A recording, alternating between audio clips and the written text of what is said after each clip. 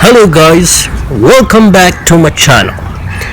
Today I'm so excited to show you all how Tarzan should look like in this new year 2024. Here goes his last scene from Deer Park, Safdajung. The Deer Park monkeys teased him for only having body hair on his face. Look at him, look, have a look. Don't you see that? Don't you see him? He's on a tree. So he started having and shaving it all off and remove his old lion cloth.